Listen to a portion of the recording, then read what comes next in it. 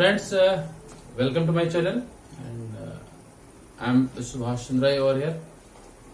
आज हम स्टार्ट करने जा रहे हैं एक नया टॉपिक, एक बहुत ही बढ़िया टॉपिक का नाम है फंक्शन। अच्छा, फंक्शन पढ़ने से पहले, फंक्शन को समझने से पहले मैं आपसे ये बात कर लूं कि फंक्शन हम कब यूज करें और क्यों यूज करें, और कब यूज करें। सपोज करिए मैं आपको एक प्रॉब्लम देता हूं, मैं आपसे कहूं कि एक कैलकुलेटर आप बनाइए, ऐसा प्रोग्राम लिखिए जिसमें कैलकुलेटर के फंक्शंस परफॉर्म किए जा सके। तो आप कहेंगे sir okay, it is very simple, we can write the code for addition, we can write the code for subtraction, we can write the code for multiplication and division and for other different operations. ऐसा तो पहला solution ये है कि हम अपने programme में सारे ऑपरेशन के लिए एक कोड लिखना शुरू करें और मेन फंक्शन के अंदर, है ना, जो प्रोग्रामिंग आज तक आप करते चले आए हैं, मेन प्रोग्रामिंग के अंदर आप सारे ऑपरेशंस के लिए कोड लिखते चले जाए। एक ये तरीका है।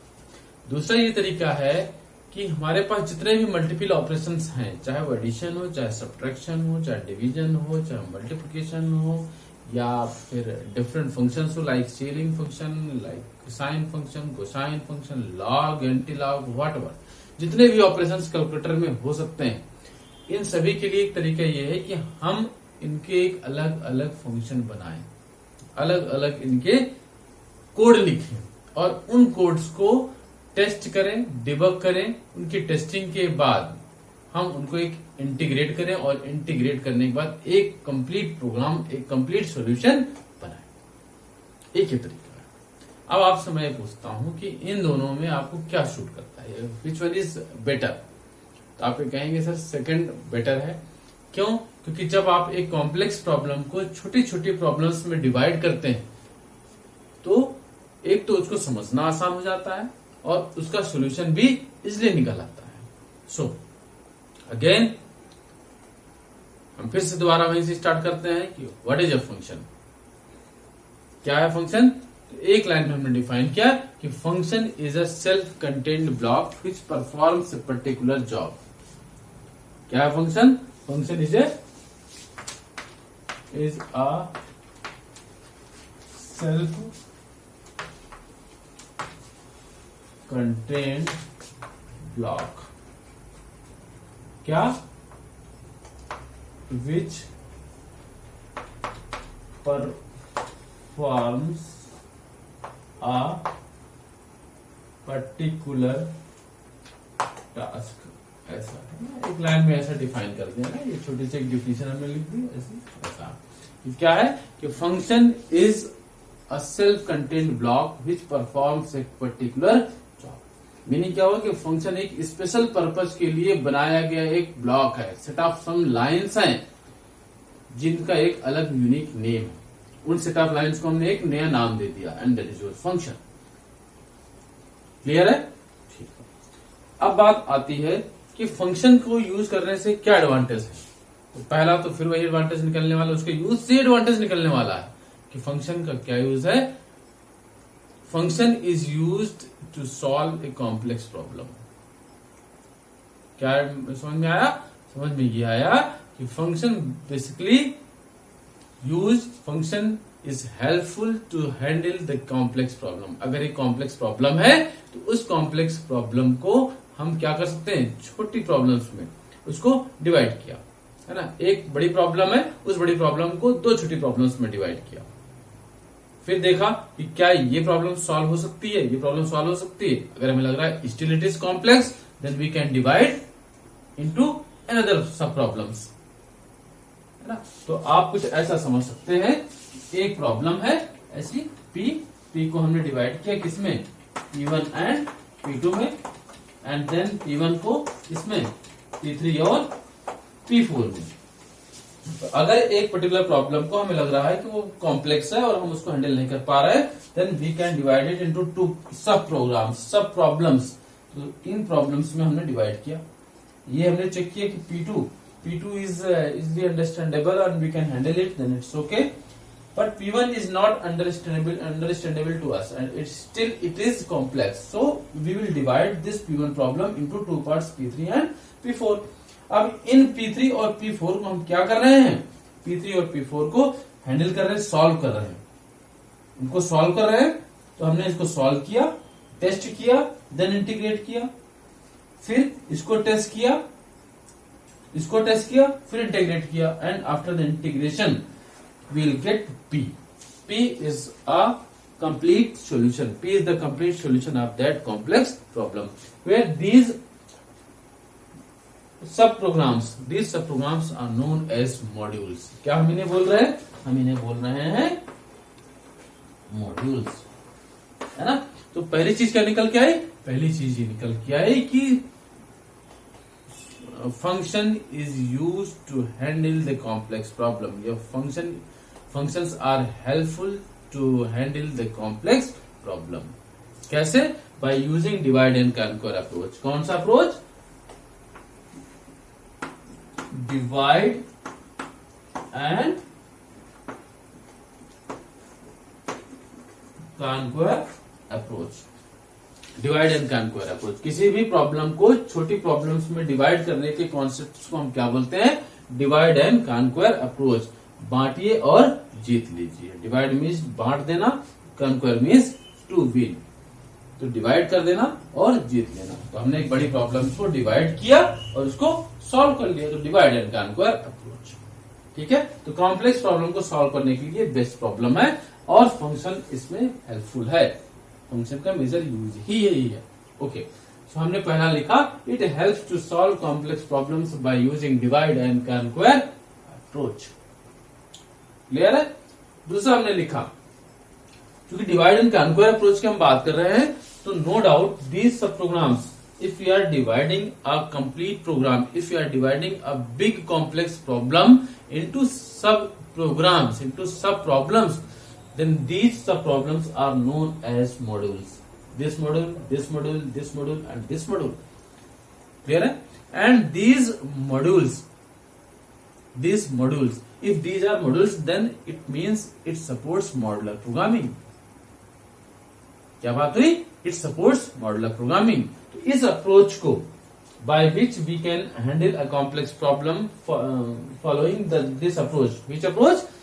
मॉडुलर प्रोग्रामिंग अप्रोच है ना। तो ये जो फंक्शन का जो कॉन्सेप्ट है, ये जो फंक्शन का कॉन्सेप्ट है, ये मॉडुलर प्रोग्रामिंग को सपोर्ट कर रहा है ना। तो ऐसी प्रोग्रामिंग जो मॉडुलर की हेल्प से किया जाए, मॉड्यूल्स डिजाइन करने के बाद किया जाए, उसे हम क्या बोल रहे हैं? Modular programming. तो मॉडुलर प्रोग्रामिंग में क्या होता है कि हमें एक बड़ा मॉड्यूल है, उसको हमने सब मॉड्यूल में डिवाइड किया। फिर कब तक किया? जब तक कि उसके जो इंडिविजुअल मॉड्यूल हैं वो क्या हो जाए? सिंपल ना हो जाए, इजी ना हो जाए, easy to understand, easy to solve. Clear है?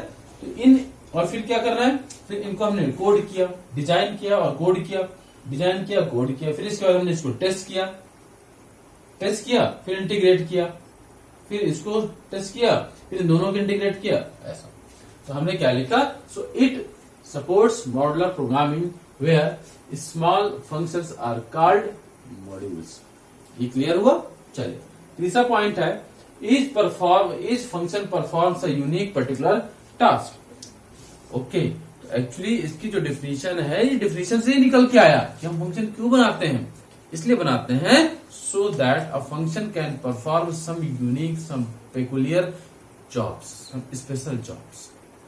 तो कुछ पर्टिकुलर जॉब को परफॉर्म करने के लिए ही फंक्शन होते हैं। Like a function to calculate factorial, like a function to calculate ceiling of a function, a function to calculate floor value of a function to calculate cosine of value, like all these. बहुत सारे ऐसे example हमारे पास बनते हैं। Next, it increases reusability of codes as we can use these modules in different applications. चलिए, अब मैं बात करता हूं। अभी हमारी जो सॉफ्टवेयर इंडस्ट्री है, अभी जो हम सॉफ्टवेयर इंजीनियरिंग पढ़ते हैं, उस सॉफ्टवेयर इंजीनियरिंग में होता क्या एक्चुअली, हम मॉड्यूल्स बनाते हैं, हम प्रोग्राम्स बनाते हैं और उन प्रोग्राम्स को मॉड्यूल के फॉर्म में कंपाइल करके, एग्जीक्यूट करके, टेस्ट करके उनको रख लेते हैं, है ना, और उनको एग्जीक्यूट करते हैं। अभी देखिए क्या है, आपने ये मॉड्यूल बनाया, ये मॉड्यूल बनाया, ये मॉड्यूल बनाया, ये मॉड्यूल बनाया, ये मॉड्यूल बनाया, और फिर उनको क्या किया, उनको इंटीग्रेट किया। इंटीग्रेट किस पर्पज के लिए? To find out the solution of this complex problem. Clear है? अभी हम क्या करें, अगर मान लीजिए हमें एक ऐसा प्रोग्राम बनाना है, कैसा प्रोग्राम? हमने कहा कि हमें एक प्रोग्राम बनाना है, कौन सा प्रोग्राम? पीएक्स प्रोग्राम का सॉल्यूशन चाहिए। अब पीएक्स प्रोग्राम के सॉल्यूशन में हमें इस मॉड्यूल की जरूरत पड़ेगी और इस मॉड्यूल की जरूरत पड़ेगी, है ना, ऑब्वियस है। अब क्या हमें इन्हें दोबारा डिजाइन करने की जरूरत पड़ेगी? अब क्या हम दोबारा कोड करेंगे? No, we will reuse these modules, we will reuse these codes. हम इन कोड्स को क्या करेंगे? रीयूज करेंगे। और पूरी सॉफ्टवेयर जो इंडस्ट्री है वो रीयूजेबिलिटी को बहुत ही ज्यादा सपोर्ट करती है। अगर आपके कोड में रीयूजेबिलिटी नहीं है तो आपका जो एफर्ट्स होगा वो डुप्लीकेट होता चला जाएगा। आपने एक सॉफ्टवेयर बनाया, बाद में दूसरा कस्टमर आया, फिर उसी वैसे ही कोड की मांग कर रहा है, आपसे रिक्वेस्ट कर रहा है, और फिर क्या दोबारा कोड करेंगे? नो, हम उसको कस्टमर के हिसाब से उसको ऑप्टिमाइज करेंगे, है ना। तो क्या है एक्चुअली ये जो फंक्शन है वो क्या बढ़ाती है? रीयूजेबिलिटी। तो आपने एक फंक्शन बना दिया, अब उस फंक्शन को इस एप्लीकेशन में भी यूज कर सकते हैं, उस फंक्शन को उस एप्लीकेशन में भी यूज कर सकते हैं। मल्टीपल एप्लीकेशंस में एक ही फंक्शन यूज कर पा रहे हैं।